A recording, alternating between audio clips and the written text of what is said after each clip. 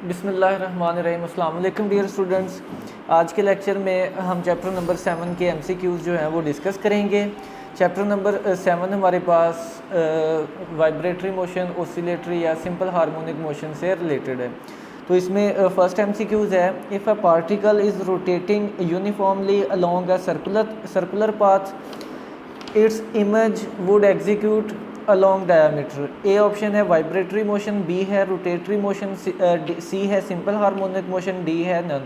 तो बेटा ये circular motion, uniform circular motion and simple harmonic motion से रिलेटेड है।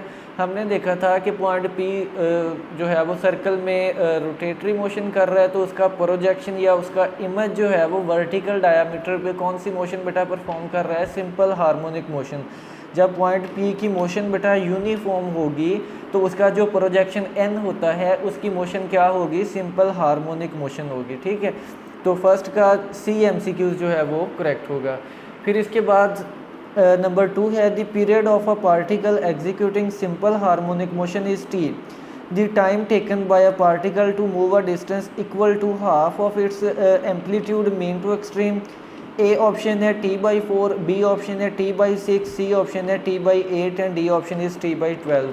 बेटा लेट्स से कि हमारे पास एक बॉडी है जो सिंपल हार्मोनिक मोशन कर रही है। हम कोई भी एग्जांपल ले सकते हैं। फॉर एग्जांपल मेरे पास एक सिंपल पेंडुलम है, वो कहता है कि ये इसकी बेटा मेन पोजीशन है और ये इसकी क्या होती है, एक्सट्रीम पोजीशन है। वो कहता है कि सिंपल पेंडुलम को जो है by particle to move a distance equal to half of its amplitude, कि इसको एम्पलीट्यूड का हाफ डिस्टेंस कवर करने के लिए कितना टाइम जो है वो रिक्वायर होगा। ठीक है, आप इस तरह से भी याद रख सकते हैं कि मीन से एक्सट्रीम तक का जो सेंट्रल पॉइंट है वहाँ तक का टाइम जो है बेटा वो हमने कैलकुलेट करना है।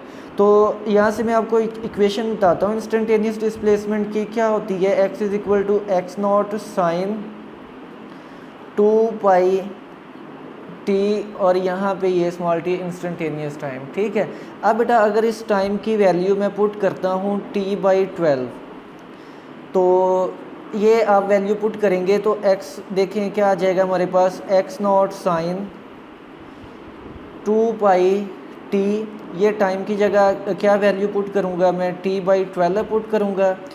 ये वैल्यू पुट करने के बाद नेक्स्ट का हम कैंसिलेशन देखेंगे क्या, और ये टाइम के साथ ये टाइम कैंसिल हो जाएगा, 2 12 6 हो जाएगा। तो x is equal to x not sine π/6 हो जाएगा। अब साइन π/6 बेटा 30 डिग्री के इक्वल होता है, तो 30 डिग्री साइन 30 डिग्री की अगर हम वैल्यू लें तो वो हमारे पास इक्वल होती है 1/2। तो यहाँ से x is equal to x naught by क्या हो जाएगा 2। तो यहाँ से बेटा हमारे पास इक्वेशन आ गई है कि देखें जो डिस्टेंस है वो एम्पलीट्यूड का क्या हो गया है, हाफ। कब, जब हमने टाइम कितना पुट किया है, T/12। तो बेटा याद रखिएगा कि मीन से एम्पलीट्यूड तक जाते हुए मिड पॉइंट तक का जो टाइम होता है वो किसके इक्वल होता है, हमारे पास T/12 के इक्वल होता है। तो सेकंड का बेटा डी ऑप्शन जो है वो करेक्ट होगा। फिर इसके बाद नंबर 3 है 10 waves passes through a point in 2 second with the speed of 10 metre per second, the frequency of the wave will be. A option है 1 हर्ट्ज, बी है 2 हर्ट्ज, सी है 5 हर्ट्ज, डी है 10 हर्ट्ज।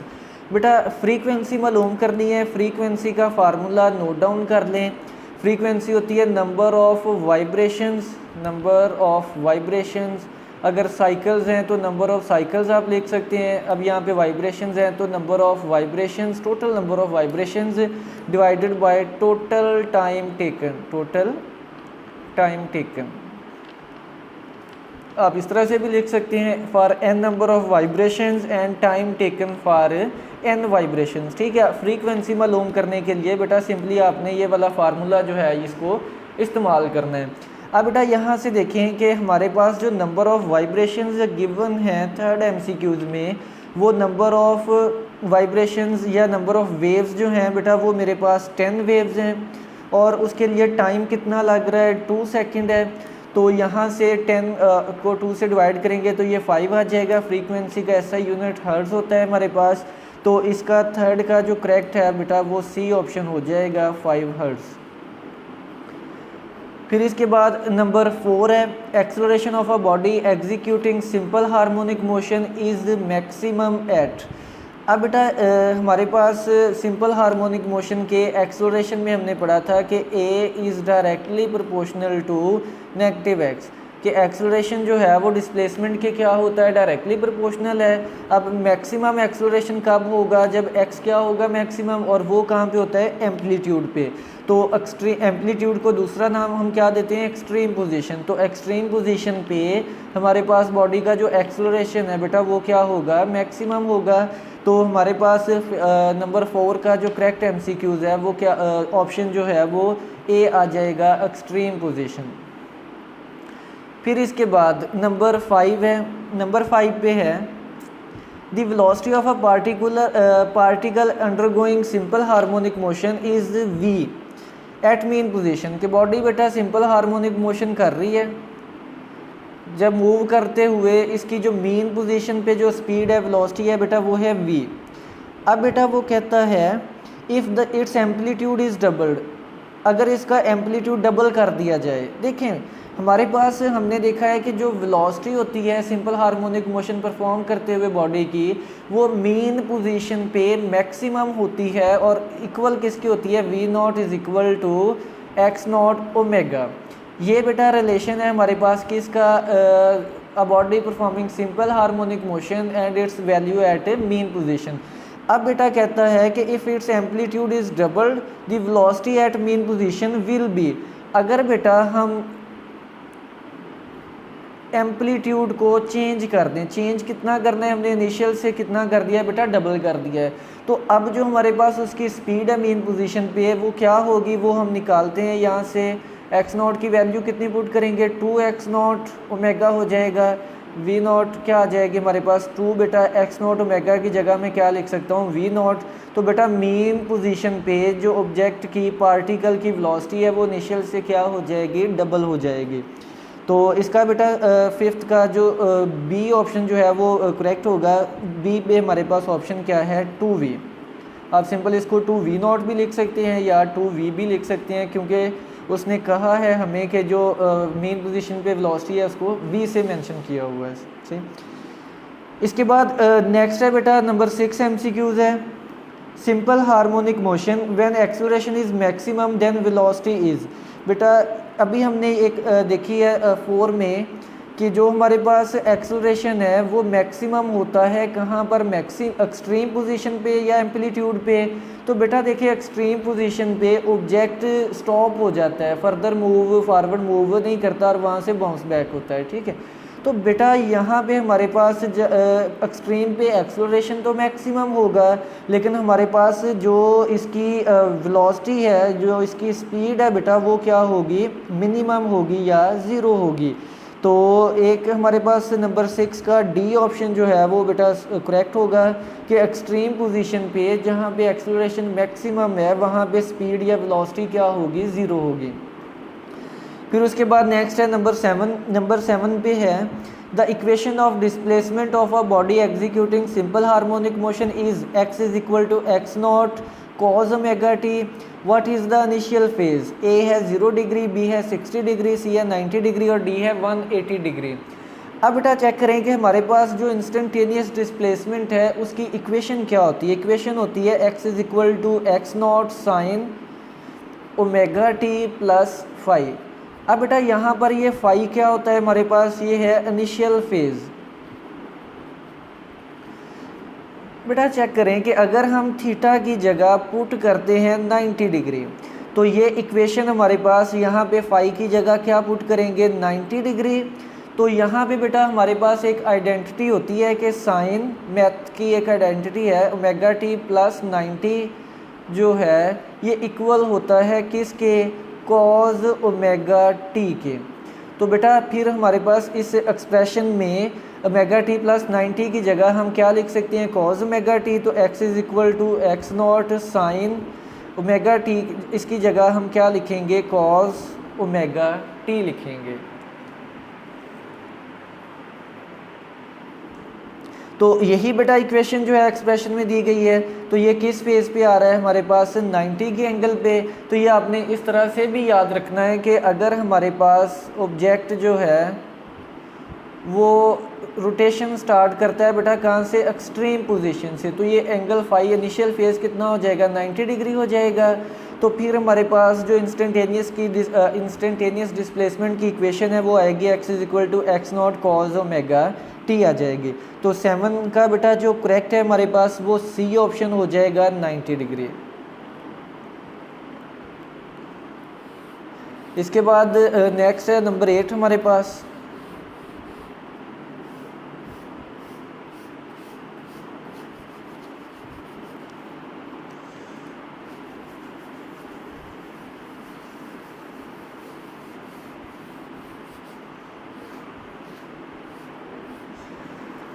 नंबर 8 MCQs है। If mass attached to a spring is made 4 times the time period becomes, कि एक spring mass system है बेटा, इसके साथ जो मैस अटैच है उसको हमने 4 टाइम्स इंक्रीज़ करना है। आपने इसका टाइम पीरियड बताना है कि उस वो कितना चेंज होगा। अब टाइम पीरियड का फार्मूला बेटा पहले देखें, हॉरिजेंटल जो हमारे पास वर्टिकल स्प्रिंग मैस सिस्टम हो, हॉरिजेंटल मैस स्प्रिंग सिस्टम हो, तो वहाँ पे टाइम पीरियड का फार्मूला होता है 2πm/k। अब बेटा यहाँ पर आप देख सकते हैं कि हमारे पास जो टाइम पीरियड है वो डिपेंड कर रहा है किस पे, मैस पे। Time period is directly proportional to √m। अब बेटा अगर हमारे पास टाइम पीरियड जो मैस है इसको मैं कितना टाइम्स इंक्रीज़ करता हूँ, 4 टाइम्स जो है वो हम इंक्रीज़ करते हैं, तो 4m हो जाएगा। तो यहाँ पे हमारे पास 4 स्क्वायर रूट किसके इक्वल होता है, 2 के। तो जो टाइम पीरियड है बेटा इनिशियल का वो कितना इंक्रीज़ हो जाएगा, 2 टाइम्स जो है वो इंक्रीज़ हो जाएगा। आप इस एक्सप्रेशन में m की जगह बेटा 4m पुट करके रिलेशन निकालेंगे तो t डैश जो चेंज इन टाइम पीरियड है वो इनिशियल से कितना हो जाएगा, डबल हो जाएगा। तो यहाँ पे हमारे पास नंबर 8 का जो करेक्ट ऑप्शन है वो आ जाएगा ए ऑप्शन होगा, डबल जो है वो इसका टाइम पीरियड हो जाएगा। फिर उसके बाद नंबर 9 है the length of second pendulum is given by. तो अब बेटा पहले आपको ये शॉर्ट क्वेश्चन के लिए भी याद रखना है कि जो सेकंड पेंडुलम है इसकी डेफिनेशन क्या होती है। सेकंड पेंडुलम की डेफिनेशन है a pendulum whose time period is 2 second, जिसके टाइम पीरियड कितना होगा बेटा, 2 सेकेंड होगा। ऐसे पेंडुलम को हम क्या बोलेंगे बेटा, सेकंड पेंडुलम बोलेंगे, ठीक है। अब बेटा वो इसका टाइम पीरियड भी पूछ सकता है, सेकंड पेंडुलम का क्या होता है, इसकी फ्रीक्वेंसी भी पूछ सकता है। टाइम पीरियड 2 सेकंड है। अब अगर फ्रीक्वेंसी पूछेगा तो फ्रीक्वेंसी क्या होती है, 1/t होती है। तो 1/2 पुट करेंगे तो 0.5 आ जाएगा, हर्ट्ज़ आ जाएगा, ठीक है। तो फ्रीक्वेंसी आएगी तो सिंपल आप 1/2 कर देंगे। अब बेटा अगर उस जिस तरह स्टेटमेंट में उसने हमसे जो है वो लेंथ पूछी है, तो लेंथ का फार्मूला t = 2πL/g। अब बेटा सेकंड पेंडुलम है, टाइम पीरियड तो गिवन है, टाइम पीरियड 2 होता है हमारे पास, यहाँ पर 2π है, L/ क्या आ जाएगा, g आ जाएगा। अब बेटा यहाँ से मालूम क्या चीज़ करनी है, हमने L मालूम करना है।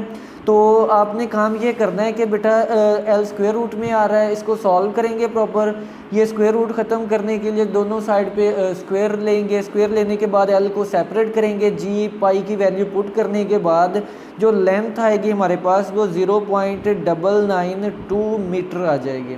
इसको आप सॉल्व करेंगे बेटा न्यूमेरिकल की तरह का, और ये वैल्यूज़ आपने एज इट इज़ याद रखनी है तीनों। सेकंड पेंडुलम का टाइम पीरियड 2 सेकंड होता है, फ्रीक्वेंसी 0.5 हर्ट्ज़ होती है, और सेकंड पेंडुलम की लेंथ क्या होती है, 0.992। इस तरह से वो फर्स्ट पेंडुलम या कोई भी टाइम पीरियड दे के आपको लेंथ जो है वो मालूम कर सकता है। फिर इसके बाद 9 का बेटा जो हमारे पास करेक्ट ऑप्शन है वो सी होगा। सी पे क्या आंसर आ रहा है, 0.992 मीटर हो जाएगा। फिर इसके बाद 10 MCQs है। 10 पे है हमारे पास the product of time period of a simple pendulum and its frequency is given by. A है 0, बी है 1, सी है इन्फिनिटी, डी है नन ऑफ दिस। तो बेटा प्रोडक्ट है फ्रीक्वेंसी और टाइम पीरियड का। अब देखें टाइम पीरियड बेटा किसके इक्वल होता है, टाइम पीरियड इक्वल होता है 1/f के। तो यहाँ भी बेटा ये कैंसिल आउट हो जाएगा और बाकी किसके इक्वल आ जाएगा 1 के। तो ये भी बेटा मोस्ट रिपीटेड MCQs है कि टाइम पीरियड और फ्रीक्वेंसी का प्रोडक्ट वो किसके इक्वल होता है, 1 के इक्वल होता है। फिर उसके बाद हमारे पास 12 है, 11 है हमारे पास। तो 10 का बेटा जो करेक्ट आ रहा है वो बी ऑप्शन जो है, बी पे 1 है तो ये इसका करेक्ट होगा। 11 है wave form of simple harmonic motion is, तो बेटा ए ऑप्शन है साइन वेव, बी है पल्स्ड वेव, सी है स्क्वायर वेव, डी है सॉटूथ वेव। तो बेटा यहाँ पे हमारे पास x is equal to x not sine omega t plus y. अब बेटा ये साइन फंक्शन को बे कर रहा है तो जो कर्व भी बनेगी हमारे पास वो भी कौन सी होगी बेटा, साइन कर्व होगी। तो 11 का ए ऑप्शन साइन वेव जो है वो इसका करेक्ट होगा। फिर इसके बाद नंबर 12 है, नंबर 12 पे है wave form of simple a body performing simple harmonic motion, the distance covered by a body in one complete vibration is 20 centimetre. Distance बेटा किसकी इक्वल गिवन है, डिस्टेंस गिवन है 20 सेंटीमीटर। ये डिस्टेंस कितनी देर में कवर हुआ है बेटा, 1 वाइब्रेशन में। Distance covered in 1 vibration 20 centimetre. It's amplitude will be, हमसे क्या रिक्वायर है बेटा, हमसे एम्पलीट्यूड जो है वो पूछ रहा है बेटा। अब एक शॉर्ट क्वेश्चन है, शॉर्ट क्वेश्चन में पूछा जाता है कि हमारे पास एक कंप्लीट वाइब्रेशन में कोई भी बॉडी जो है वो कितना डिस्टेंस कवर करती है। तो जो डिस्टेंस कवर होता है एक कंप्लीट वाइब्रेशन में वो 4 टाइम्स ऑफ एम्पलीट्यूड होता है, ठीक है। जिस तरह से ये हमारे पास एक सिंपल पेंडुलम है बेटा, अगर ये मीन एक्सट्रीम तक जाती है तो ये हमारे पास डिस्टेंस कवर करेगी ए। अब बेटा ये वापस एक्सट्रीम से कहाँ पे आती है, मीन पे, तो कितना डिस्टेंस कवर करेगी, एम्पलीट्यूड के इक्वल ए प्लस ए कर दें। फिर बेटा ये मीन से अदर साइड एक्सट्रीम पे जाएगी, फिर कितना डिस्टेंस कवर करेगी, ए जो है वो डिस्टेंस कवर होगा। फिर बेटा ये एक्सट्रीम से वापस किस पे आएगा, मीन पे, तो अगेन कितना डिस्टेंस कवर होता है ए, तो ये टोटल किसके इक्वल आ जाएगा 4a। यहाँ पे वापस आएगा तो वाइब्रेशन कंप्लीट हो जाएगी और एक कंप्लीट वाइब्रेशन में जो डिस्टेंस कवर होता है वो किसके इक्वल होता है बेटा, 4a के इक्वल होता है, ठीक है। अब बेटा हमें डिस्टेंस दे दिया है, वो कहता है कि एक कंप्लीट वाइब्रेशन में वो 20 सेंटीमीटर डिस्टेंस जो है वो कवर कर रहा है। तो आप उसका एम्पलीट्यूड बताएं, तो सिंपल डिस्टेंस की जगह 20 सेंटीमीटर लिखेंगे, 4a आ जाएगा, 4 से डिवाइड करेंगे तो ये कैंसिल आउट हो जाएगा। a is equal to 4 5 are 20, तो ये 5 सेंटीमीटर बेटा इसका आंसर आ जाएगा। तो बेटा ये आपने रिलेशन याद रखना है, अगर उसने डिस्टेंस गिवन हो तो आप वहाँ से एम्पलीट्यूड निकाल सकते हैं, और अगर एम्पलीट्यूड गिवन हो तो आप एक वाइब्रेशन का जो डिस्टेंस है वो भी फाइंड कर सकते हैं। जिस तरह फॉर एग्जांपल वो कह देता है कि एक बॉडी है, उसका एम्पलीट्यूड बेटा है 10 सेंटीमीटर, एम्पलीट्यूड कितना है 10 सेंटीमीटर है। आप बताएं कि एक कंप्लीट वाइब्रेशन में वो कितना डिस्टेंस कवर करेगा, तो एक कंप्लीट वाइब्रेशन में distance is equal to 4 times of that amplitude होता है। तो 4a मतलब 4 मल्टीप्लाई बाई 10 सेंटीमीटर करेंगे तो ये कितना आ जाएगा 40 सेंटीमीटर। तो ये MCQs किसी भी तरह से बेटा पूछा जा सकता है, आप इसको जो है वो अच्छे से इस फार्मूला को माइंड में रखेंगे। तो इसका बेटा हमारे पास 12 है, 12 का जो करेक्ट ऑप्शन गिवन है वो हमारे पास डी ऑप्शन जो है, डी पे 5 सेंटीमीटर है, वो इसका करेक्ट ऑप्शन होगा। फिर इसके बाद नेक्स्ट है हमारे पास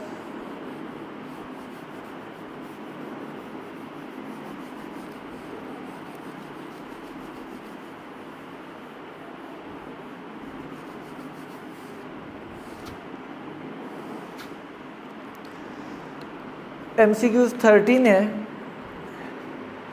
13 MCQs पे है, a body completes 5 vibration in 2 seconds, it's frequency is, A option है 0.2 हर्ट्ज, बी है 2.5 हर्ट्ज, सी है 0.4 हर्ट्ज, डी है 0.5 हर्ट्ज। तो बेटा ये देखें कंप्लीट्स 5 वाइब्रेशन, फ्रीक्वेंसी पूछी है, तो फ्रीक्वेंसी का अभी बेटा हमने एक फार्मूला मैंने आपको लिख के दिया था कि फ्रीक्वेंसी इक्वल होती है number of vibrations divided by total time taken for n vibrations. तो n नंबर ऑफ वाइब्रेशंस कितनी गिवन है 5 है, और टाइम कितना गिवन है, टाइम है 2 सेकंड, 5 को 2 से डिवाइड करेंगे तो ये 2.5 हर्ट्ज आ जाएगा। तो 13 का बी ऑप्शन जो है वो इसका करेक्ट होगा। फिर इसके बाद नंबर 14 है हमारे पास, नंबर 14 पे आ जाएगा for a simple harmonic oscillator the potential energy will be equal to kinetic energy. इसके बाद नंबर 14 पे बेटा हम जो MCQs करेंगे वो है the total energy of a mass spring system independent of. तो ए ऑप्शन है mass of the body, B option है एम्पलीट्यूड स्प्रिंग कांस्टेंट, डी है nature of material of the spring. Total energy of spring mass system, E energy का बेटा क्या formula होता है 1/2 x naught square. अब बेटा यहाँ पे इसमें देखें कि एम्पलीट्यूड पे भी डिपेंड कर रही है, हमारे पास k जो है स्प्रिंग कांस्टेंट इस पे भी डिपेंड कर रही है। तो आप बताएं कि ऑप्शन देखते हैं बेटा, ऑप्शन देखें बी जो है वो एम्पलीट्यूड है, क्या एनर्जी एम्पलीट्यूड पे नहीं डिपेंड करती है, तो बी इसका इनकरेक्ट होगा। सी है स्प्रिंग कांस्टेंट, तो स्प्रिंग कांस्टेंट पे भी डिपेंड करती है, ये भी इनकरेक्ट है। डी है nature of material of spring, nature क्या होती है बेटा ये spring constant, nature of spring जो मटेरियल है वो हम किस में डिस्कस करते हैं के में, तो इस पर भी डिपेंड करती है। कहीं भी बेटा देखिए फार्मूला में मैथ का फैक्टर आ रहा है, बिल्कुल नहीं आ रहा, तो जो एनर्जी है बेटा वो मैथ पे डिपेंड नहीं करेगी। तो इसका बेटा हमारे पास 14 का जो करेक्ट है वो ए ऑप्शन आ जाएगा मैस ऑफ द बॉडी। फिर उसके बाद 15 है बेटा, 15 पे है हमारे पास a body execute simple harmonic motion with an amplitude x not, body का amplitude given x not, its energy is half kinetic energy and half potential energy when displacement is. बेटा वो कहता है कि एक बॉडी जो कि सिंपल हार्मोनिक मोशन कर रही है, फॉर एग्जांपल ये हमारे पास एक स्प्रिंग, हमारे पास एक सिंपल पेंडुलम है बेटा, वो वाइब्रेट करते हुए देखें एक्सट्रीम पर भी जाता है और मीन पर भी जाता है। एक्सट्रीम पर टोटल उसके पास पोटेंशियल एनर्जी होती है, मीन पर उसके पास कौन सी होती है काइनेटिक एनर्जी, टोटल एनर्जी जो है वो काइनेटिक एनर्जी के इक्वल है। अब बेटा इसमें पूछा ये गया है कि किस डिस्टेंस पर डिस्प्लेसमेंट पर काइनेटिक एनर्जी और पोटेंशियल एनर्जी दोनों क्या होंगे इक्वल होंगे। अब बेटा मोस्टली बच्चों के माइंड में इस तरह से आता है कि अगर हम फॉर एग्जांपल मतलब मीन पे टोटल काइनेटिक एनर्जी है, एक्सट्रीम पे टोटल पोटेंशियल एनर्जी है, तो शायद मिड डिस्टेंस पे या मिड पॉइंट पे काइनेटिक एनर्जी और पोटेंशियल एनर्जी इक्वल होंगे। तो बेटा ये मिड पॉइंट पे इक्वल नहीं होते, हम वो अभी रिलेशन फाइंड करेंगे और वहाँ से वो डिस्प्लेसमेंट निकालेंगे जहाँ पर काइनेटिक एनर्जी और पोटेंशियल एनर्जी दोनों क्या होंगे इक्वल होंगे। तो अब बेटा किसी भी इंस्टेंट पे हमने ये फाइंड करनी है तो इंस्टेंटेनियस फार्मूला लिखेंगे। काइनेटिक एनर्जी का फार्मूला होता है 1/2 x naught square minus x square. यहाँ पे पोटेंशियल एनर्जी का फार्मूला क्या होता है, पोटेंशियल एनर्जी का फार्मूला है बेटा 1/2 x स्क्वेयर। अब बेटा ये काइनेटिक एनर्जी और पोटेंशियल एनर्जी इक्वल रख के हमने चाहे फाइंड करना है किस डिस्प्लेसमेंट पर। फर्दर इसको सॉल्व करते हैं बेटा, यहाँ से देखें 1/2 से कैंसिल आउट हो जाएगा, k से ये k कैंसिल आउट हो जाएगा, x naught square minus x square is equal to यहाँ पे क्या आ जाएगा हमारे पास x स्क्वेयर आ जाएगा। अब बेटा यहाँ से x मालूम करना है, ये x नॉट स्क्वेयर है, ये माइनस एक्स स्क्वेयर है, दूसरी साइड पे जाएगा प्लस हो जाएगा x square plus x square. तो बेटा ये दोनों ऐड होंगे 2x स्क्वेयर हो जाएगा, उसको मैं इक्वेशन की लेफ्ट हैंड साइड पे लिख लेता हूँ और x नॉट स्क्वेयर को इक्वेशन की राइट साइड पे। अब बेटा ये 2x स्क्वेयर आ रहा है, हमने x मालूम करना है, तो यहाँ पे x square is equal to x naught square divided by क्या हो जाएगा 2 हो जाएगा। अब यहाँ पर x स्क्वेयर आ रहा है, हमने क्या चीज़ मालूम करनी है बेटा, हमने मालूम करना है x, तो दोनों साइड पे क्या करेंगे स्क्वेयर रूट लेंगे, तो हमारे पास साइड पे स्क्वेयर रूट करने के बाद ये कैंसिल आउट हो जाएगा, तो x is equal to x naught over क्या आ जाएगा बेटा स्क्वेयर रूट 2 आ जाएगा। ठीक है, तो बेटा ये फार्मूला किस डिस्टेंस पर x naught over square root 2, इस फार्मूला पे इस डिस्टेंस पे हमारे पास काइनेटिक एनर्जी और पोटेंशियल एनर्जी दोनों क्या होंगे इक्वल होंगे। तो बेटा ये हमारे पास 15 का जो करेक्ट ऑप्शन गिवन है वो सी ऑप्शन पे x naught over 2 square root या 2 की पावर 1/2 उसका भी मतलब स्क्वेयर रूट होता है, तो सी ऑप्शन जो है बेटा वो इसका करेक्ट होगा। अब बेटा इसके बाद नेक्स्ट हमारे पास 16 है, 16 पे है अ body executing simple harmonic motion what fraction of total energy will B kinetic energy when it's displacement from the main position is half of it's displacement. बेटा वो कहता है कि बॉडी हमारे पास सिंपल हार्मोनिक मोशन परफॉर्म कर रही है, जब एम्पलीट्यूड के मिड डिस्प्लेसमेंट पे जाती है तो फिर उसके पास जो काइनेटिक एनर्जी है वो टोटल एनर्जी का कितना फ्रैक्शन होती है या कितने परसेंटेज होती है या उसकी अमाउंट कितनी होती है वो हमने फाइंड करनी है। क्या चीज़ फाइंड करनी है बेटा कि ये बॉडी जो सिंपल हार्मोनिक मोशन कर रही है ये मेन पोजीशन से ये कहाँ पे एक्सट्रीम पे बेटा जब वो जाएगी मिड पॉइंट पे एम्पलीट्यूड के हाफ डिस्टेंस पे जाएगी तो फिर उसके पास जो fraction of its total energy will B kinetic energy, वो हमने बेटा इसकी जो है वो मालूम करनी है। तो काइनेटिक एनर्जी का फार्मूला बेटा देखिए अभी हमने फाइंड किया था, नोट राइट डाउन किया था कि 1/2k x naught square minus x square. अब बेटा हमने किस पॉइंट पर काइनेटिक एनर्जी मालूम करनी है, हमने मालूम करनी है x is equal to x naught over 2।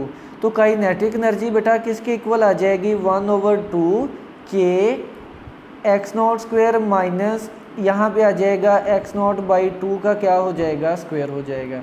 अब बेटा इसको फर्दर सॉल्व करते हैं। Kinetic energy is equal to 1/2k x naught square minus x naught square 2 square किसके इक्वल है 4k, ये 4 आ जाएगा। तो यहाँ से काइनेटिक एनर्जी आ जाएगी इक्वल 1/2k, एलसीएम लेंगे बेटा 4x naught square minus x naught square, तो बेटा ये आ जाएगा kinetic energy is equal to 1/2k, यहाँ पे हमारे पास 3x नॉट स्क्वायर ओवर क्या आ जाएगा 4।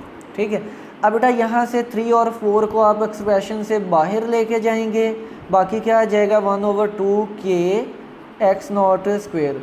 तो ये बेटा देखें कि हमारे पास काइनेटिक एनर्जी है, ये वाला एक्सप्रेशन देखें ये किसके इक्वल होता है टोटल एनर्जी के इक्वल होता है। तो बेटा ये इसकी जगह फिर मैं क्या लिख सकता हूँ एनर्जी ई लिख सकता हूँ।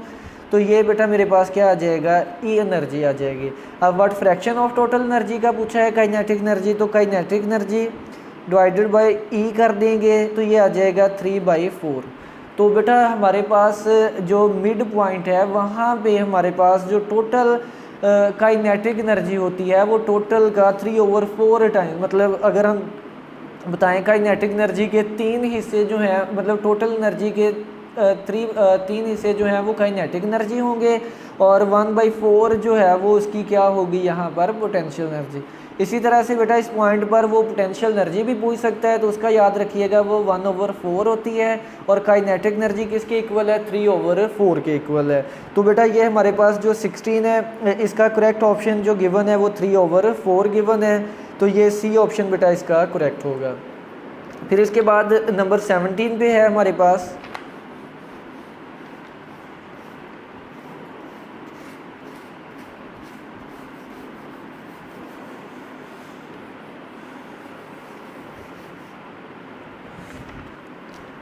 नंबर 17 बेटा एमसीक्यूज है हमारे पास। The frequency of waves produced in microwave oven is, तो बेटा ये रेजोनेंस की जो टॉपिक है वहाँ से लिया गया है, एमसीक्यूज इंपॉर्टेंट है। यहाँ से वेवलेंथ भी पूछी जाती है, फ्रीक्वेंसी भी पूछी जाती है। तो बेटा फ्रीक्वेंसी जो माइक्रोवेव ओवन में हम यूज़ करते हैं उसकी जो फ्रीक्वेंसी होती है वो 2450 मेगाहर्ट्ज़ होती है। तो इसका बेटा हमारे पास जो करेक्ट है 17 का वो बी ऑप्शन जो है वो इसका करेक्ट होगा। इसके बाद नेक्स्ट है हमारे पास 18 एमसीक्यूज है। 18 पे है eight which place the motion of a simple pendulum will be slowest. बेटा वो नीचे ऑप्शंस में 4 प्लेसेस गिवन है, वो कहता है कि इन 4 प्लेसेस में से किस प्लेस पे कहाँ पे हमारे पास जो सिंपल पेंडुलम है उसकी मोशन स्लोएस्ट होगी, आहिस्ता आहिस्ता होगी। ठीक है, ये बेटा हमने मालूम करना है। उसके लिए एक फार्मूला देखें, टाइम पीरियड किसके इक्वल होता है बेटा 2πL/g। बेटा अगर हम place to place pendulum change करें, ये जो 4 ऑप्शन गिवन है ना, तो हमारे पास 2π कांस्टेंट है, लेंथ तो चेंज नहीं होगी, जस्ट क्या चेंज होगा बेटा g जो है उसकी वैल्यू चेंज होगी। हमने देखा है कि जैसे जैसे हम हाइट पर जाते जाते हैं तो हमारे पास g की वैल्यू क्या होती जाती है चेंज होती जाती है। g की वैल्यू चेंज होगी तो टाइम पीरियड भी क्या होगा बेटा चेंज होगा। अब बेटा जो टाइम पीरियड है ये इन्वर्सली प्रोपोर्शनल है स्क्वायर रूट g के। तो इसका क्या मतलब कि जहाँ पर हमारे पास g की वैल्यू कम होगी वहाँ पर टाइम पीरियड की वैल्यू क्या होगी बेटा ज़्यादा। तो पहले हमने क्या चीज़ फाइंड करनी है कि जहाँ पर टाइम पीरियड ज़्यादा है हमने वो देखना है। तो ए ऑप्शन है बेटा कराची। कराची देखें नीचे है, मतलब वो सी लेवल पे जो है वो पाया जाता है। K2 बेटा एक हाईएस्ट पॉइंट है, मतलब सतह जो समंदर है सी लेवल है उससे इसकी हाइट बहुत ज़्यादा होती है। अब बेटा हाइट ज़्यादा होगी तो जी की वैल्यू कम होगी। अब उसके बाद मरी का देखें तो मरी में बेटा जो हाइट है वो K2 से कम होती है, और लाहौर की हाइट भी जो है वो काफ़ी कम है किसे K2, मतलब K2 जो है वहाँ पे हमारे पास हाइट सबसे ज़्यादा होती है। तो जो जी की वैल्यू बेटा वो उतनी कम होगी, बहुत ज़्यादा कम होगी, जी की वैल्यू कम होगी तो टाइम पीरियड क्या होगा, ज़्यादा। अगर तो बेटा हमारे पास टाइम पीरियड पूछा जाता है कि ज़्यादा किसका है तो सिंपली हम कह देते कि जो है वो K2 पे सिंपल पेंडुलम का टाइम पीरियड जो है वो ज़्यादा होगा। टाइम पीरियड ज़्यादा होने का मतलब क्या है कि बॉडी को अपनी वाइब्रेशन कंप्लीट करने में जो टाइम लग रहा है बेटा वो भी क्या होगा, ज़्यादा। टाइम पीरियड की डेफिनेशन क्या है, time required to complete vibration, one vibration. तो अब बेटा देखें कि जब उसको टाइम पीरियड ज़्यादा लगेगा एक वाइब्रेशन करने में तो उसकी जो मोशन है बेटा वो क्या होगी, स्लो मूव करेगा। क्या बोला है कि जब टाइम पीरियड लार्ज होगा तो जो पेंडुलम है इसकी मोशन क्या होगी बेटा, स्लो होगी। अगर टाइम पीरियड कम होता तो फिर वो वाइब्रेशन क्या करता है बेटा, तेज़ी से कंप्लीट करता। तो अब हम यहाँ पर बात मुकम्मल करते हैं कि K2 पर G की वैल्यू कम होने से टाइम पीरियड की वैल्यू ज़्यादा होगी। टाइम पीरियड की वैल्यू ज़्यादा होगी मतलब उसको वाइब्रेशन मुकम्मल करने में टाइम ज़्यादा लगेगा, तो उसकी जो मोशन है बेटा वो क्या होगी, स्लो होगी। तो यहाँ पे बेटा जो इसका करेक्ट ऑप्शन है वो K2 जो है वो इसका करेक्ट ऑप्शन है कि K2 पर इसकी जो वाइब्रेशन है वो क्या होगी, स्लो होगी। फिर इसके बाद नेक्स्ट है हमारे पास ये जो बी ऑप्शन जो है K2 ये इसका करेक्ट होगा। इसके बाद 19 है बेटा, 19 पे है base units of spring constant is. A option है per kilogram per second square, B है per kilogram metre per second square, C option है kg metre per second square, D है किलोग्राम पर सेकंड स्क्वायर। अब बेटा formula देखें, F is equal to KX होता है। तो यहाँ से बेटा हम वैल्यू K की अगर फाइंड करें तो वो किसके इक्वल आएगी, F/X। तो बेटा ये याद रखना है, ये MCQs में K की वो डायमेंशंस भी पूछ सकता है और इसका यूनिट भी पूछ सकता है। तो पहले बेटा हम यूनिट देखते हैं। फोर्स का यूनिट न्यूटन होता है और डिस्प्लेसमेंट का यूनिट क्या होता है, x है तो इसका मीटर। तो एक यूनिट बेटा इसका न्यूटन पर मीटर भी बन रहा है, एक यूनिट क्या होता है इसका, न्यूटन पर मीटर। लेकिन यहाँ पर बेटा उसने बेस यूनिट्स पूछे हैं तो न्यूटन को भी हम लिखेंगे in terms of base units. तो बेटा ये देखिए हमारे पास न्यूटन पर मीटर, न्यूटन बेटा किसके इक्वल होता है, बेस यूनिट्स में, बेस यूनिट्स में इक्वल होता है ये हमारे पास kilogram metre per second square. तो न्यूटन की बेटा बेस यूनिट्स लिखेंगे kilogram metre per second square. यहाँ पर मीटर m-1 है, ये m-1 से ये कैंसिल आउट हो जाएगा तो kg(s-2) बेटा ये हमारे पास यूनिट आ जाएगा कि इसका k का स्प्रिंग कांस्टेंट का, kg(s-2). तो 19 का बेटा हमारे पास जो करेक्ट ऑप्शन है वो डी आ जाएगा। डी पे क्या यूनिट गिवन है, किलोग्राम पर सेकंड स्क्वायर।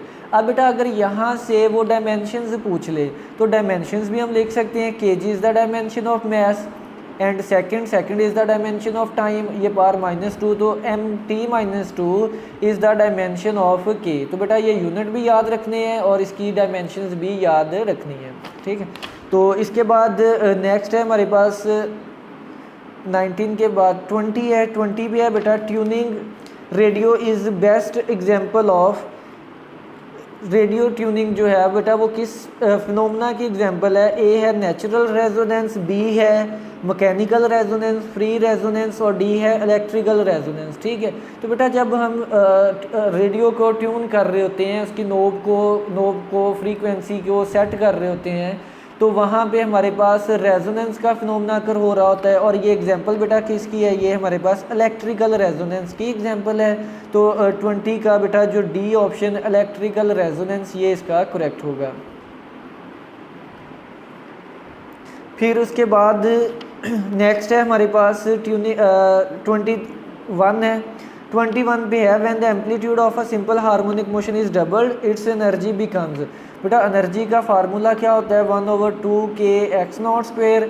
अब बेटा अगर हम एम्पलीट्यूड को डबल कर देंगे तो हमारे पास जो चेंज इन एनर्जी आएगी 1/2k 2x0 इसका स्क्वायर हो जाएगा, तो यहाँ पर 1/2k 4x0 square 4 into 1/2k x0 square. तो ये हमारे पास जो चेंज इन एनर्जी आएगी वो 4E के इक्वल हो जाएगी। मतलब जो टोटल एनर्जी है वो हमारे पास इनिशियल एनर्जी के जो चेंज इन एनर्जी है वो इनिशियल से कितना इंक्रीज़ हो जाएगी, 4 टाइम्स जो है बेटा वो इंक्रीज़ हो जाएगी।